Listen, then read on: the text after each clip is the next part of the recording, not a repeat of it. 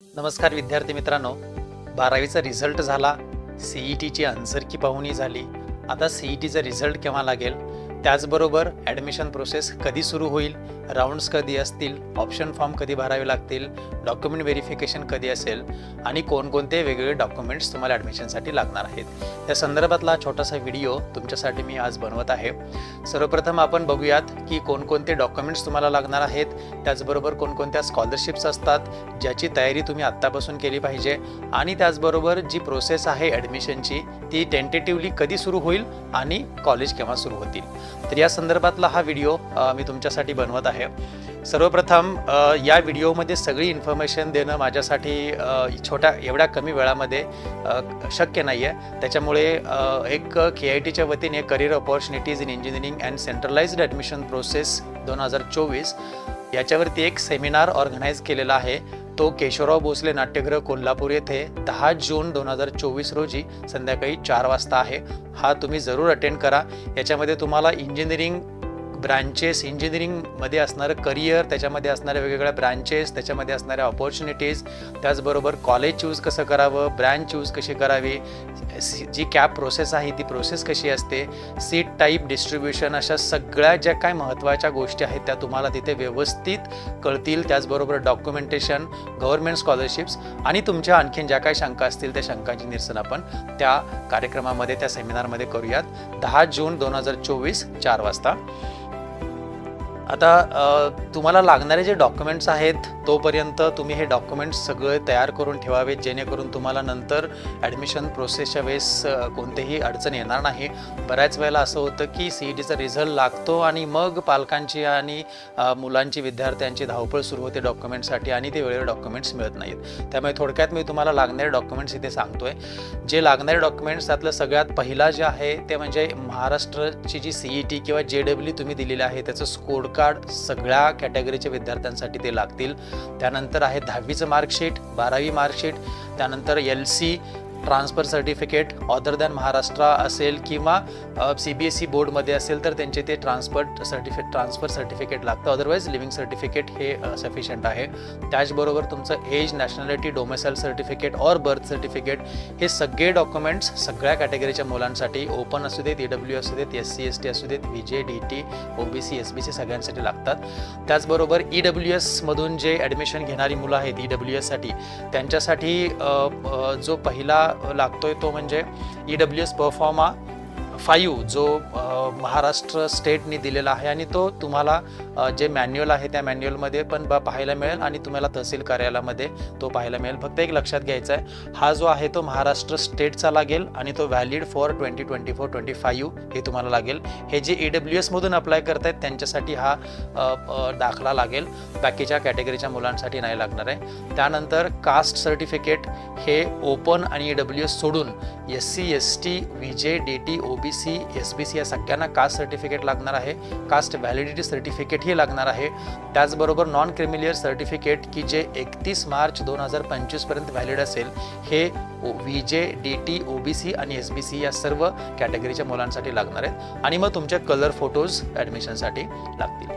जी मुलं TFWS मधून admission घेत आहेत याच्याबद्दल माहिती तुम्हाला सेमिनारमध्ये मिळेल. ही ट्युशन फी वेवर स्कीम, त्यांना फक्त त्यांच्या पालकांचं उत्पन्न 8 लाखापेक्षा कमी असलेला त्यांना उत्पन्नाचा दाखला फक्त लागतो. तो 31 मार्च 2025 पर्यंत व्हॅलिड असला पाहिजे. त्यांना TFWS ही स्कॉलरशिप मिळेल. त्यानंतर काही विद्यार्थी असतात ते महाराष्ट्र कर्नाटक बॉर्डर MKB बॉर्डरमध्ये येतात. त्यांना परफॉर्मा G1 आणि परफॉर्मा G2. G1 जो आहे तो domicile of disputed border area आणि G2 जो आहे तो मराठी विषय 10वी किंवा 12वीला असणं, असे सर्टिफिकेट हे दोन्ही जे परफॉर्मा आहेत ते तुम्हाला CETच्या मॅन्युअलमध्ये मिळतील. त्याची लिंक मी खाली डिस्क्रिप्शनमध्ये देतोय. डिफेन्समधून जे कॅन्डिडेट्स अप्लाय करतात त्यांच्यासाठी father's domicile and nationality certificate, त्यानंतर परफॉर्मा C आणि परफॉर्मा D हे तुम्हाला त्या डिफेन्स कॅटेगरीच्या विद्यार्थ्यांना लागेल. आणि याची सगळी माहिती तुम्हाला मॅन्युअलमध्ये जे CET सेलचं मॅन्युअल रिलीज होईल त्याच्यामध्ये मिळेल. त्याची लिंक मी तुम्हाला डिस्क्रिप्शनमध्ये खाली देईन. मायनॉरिटी कॅटेगरीमध्ये किंवा मायनॉरिटी रिझर्वेशनमध्ये जे मुलं अप्लाय करणार आहेत त्यांच्यासाठी मायनॉरिटीचा परफॉर्मा जो आहे परफॉर्मा ओ तो लागेल. फिजिकली हँडिकॅप्ड जे आहे त्यांना परफॉर्मा F1 F2 हे तुम्हाला आणि मेडिकल सर्टिफिकेट ते तुम्हाला लागेल आणि जे ऑर्फन आहेत त्यांना परफॉर्मा U.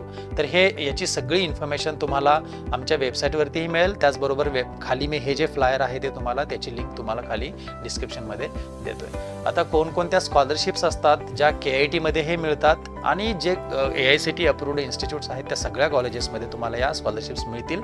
या स्कॉलरशिपची ही संपूर्ण माहिती इथे दिलेली आहे.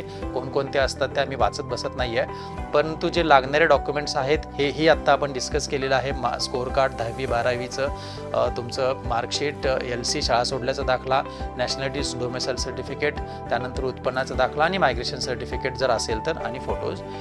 आता जे डॉक्युमेंट्स तुम्हाला मिळणार आहेत ते कुठून मिळणार आहेत आणि त्याच्यात जी काही सवलत मिळते ती सवलतीबद्दल थोडंसं बोलूया. जर EBC असेल, इकॉनॉमिकल बॅकवर्ड क्लास, तर त्यांना माननीय तहसीलदार साहेबांचा आर्थिक वर्ष 2023-24 मधील 8 लाखापर्यंतचा उत्पन्नाचा दाखला लागतो.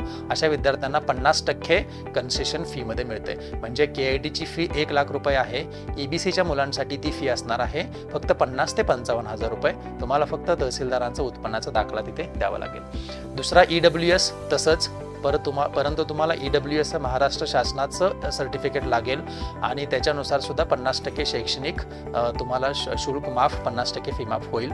आता बऱ्याचशा पालकांचे विद्यार्थ्यांचे फोन येतात की सर EWS सर्टिफिकेट मिळत नाही आहे. त्याचं कारण असं आहे, मराठा आरक्षण लागू झालेलं आहे आणि त्याच्यानुसार ज्यांना EWS सर्टिफिकेट मिळत नाही आहे त्यांना SEBC socially and economical backward class हे सर्टिफिकेट कदाचित काढावं लागेल. अजून तसं नोटिफिकेशन नाही आहे, पण बऱ्यापैकी तसंच ते फायनल झालेलं आहे. त्याच्यामुळे EWS देणं बंद आहे.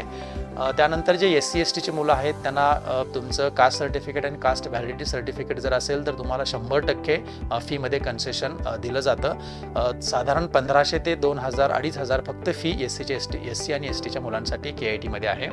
जे VJ NT SBC कॅटेगरीमध्ये मुलं येतील त्यांना तुमचं कास्ट सर्टिफिकेट, कास्ट व्हॅलिडिटी आणि नॉन क्रिमिलियर सर्टिफिकेट लागतं. त्यांना सुद्धा शैक्षणिक फी जी आहे त्याच्यामध्ये 100% माफ होतं आणि बाकीचे शुल्क साधारण 10 ते 15,000 रुपये फी ही KIT मध्ये VJ आणि NT SBCच्या मुलांसाठी असते. OBC कॅटेगरीतील मुलांना तसंच त्यांच्यासाठी जे नॉन क्रिमिलियर सर्टिफिकेट आहे ते 31 मार्च 2025 पर्यंत हवं आहे आणि त्यांनाही 50% म्हणजे 50 ते 55,000 फी फक्त असेल. आणि TFWS मी तुम्हाला सांगितलं साधारण 50% फी, म्हणजे तुम्हाला जर ते TFWS स्कीममधून मिळालं तर 50 ते 55,000 फी KIT मध्ये असेल.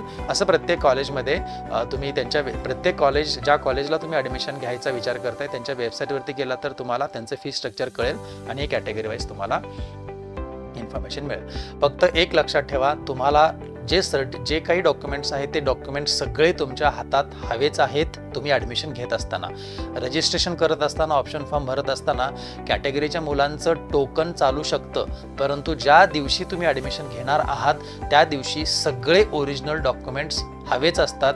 जर एखादं ओरिजिनल डॉक्युमेंट व्हॅलिडिटीसाठी आणि नॉन क्रिमिलियरसाठी बऱ्याच वेळेला हे प्रॉब्लेम येतात. जर तुमचं व्हॅलिडिटी किंवा नॉन क्रिमिलियर सर्टिफिकेट जर ॲडमिशन घ्यायच्या दिवशी तुमच्या हातात नसेल तर तुम्ही त्या ॲडमिशन प्रोसेसमधून म्हणजे त्या सीटला तुम्ही क्लेम करू शकत नाही, तुम्ही ॲडमिशन घेऊ शकत नाही, तुम्ही त्या ॲडमिशन प्रोसेसमधून बाहेर पडू शकता. त्याच्यासाठी बेटरमेंट करून पुढच्या राऊंडला जाणे हा एक ऑप्शन आहे. परंतु जेवढ्या लवकर तुम्हाला सगळे ओरिजिनल डॉक्युमेंट्स मिळवता येतील तेवढ्या लवकर मिळवा. या संदर्भात सगळ्या डिटेल्स तुम्हाला मी केशवराव भोसले कार्यक्रमामध्ये देणार आहे. त्याचबरोबर KITची मेरिट स्कॉलरशिप ही KITला 40 वर्ष पूर्ण झाली या निमित्ताने आम्ही मागच्या वर्षीपासून सुरू केलेली आहे. त्याच्यासाठी ह्या डिटेल्स आहेत: computer science and engineering, computer science and engineering AIML, computer science and business systems या ब्रांचेसमध्ये जर तुम्हाला 99 किंवा त्यापेक्षा जास्त CETमध्ये जर मार्क्स पडले असतील तर तुमची 100% फी ही माफ होणार आहे KIT मध्ये.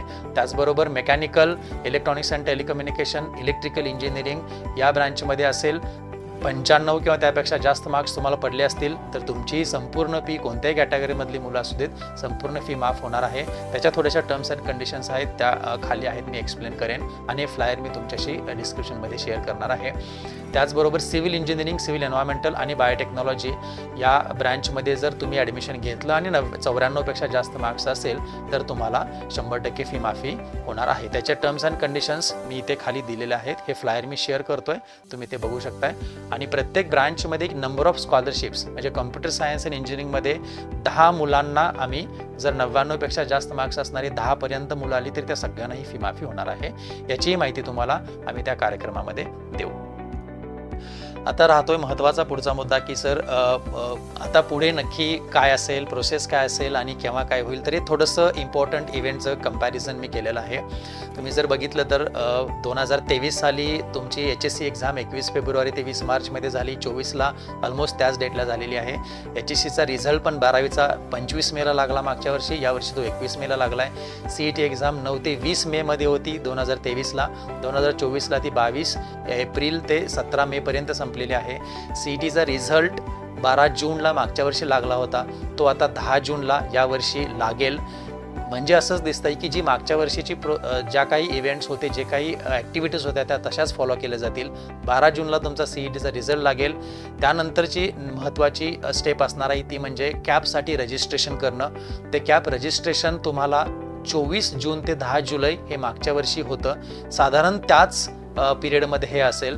म्हणजे 12 जूनला रिझल्ट लागल्यानंतर एक 10 ते 12 दिवस तुम्हाला मिळणार आहेत. आज 2-3 जून आहे. तुम्हाला अजून भरपूर वेळ आहे. लागणारे सगळे डॉक्युमेंट्स तुम्ही आत्तापासून काढण्याच्या कामाला लागा. त्याचबरोबर कॅप राऊंड 1 कॅप रजिस्ट्रेशन म्हणजे काय तर फॅसिलिटेशन सेंटरवरती जाऊन तुम्हाला तुमचे डॉक्युमेंट व्हेरिफिकेशन करावे लागतात आणि कॅपसाठी रजिस्ट्रेशन करावं लागतं. KITवरती ही facility free of cost available आहे.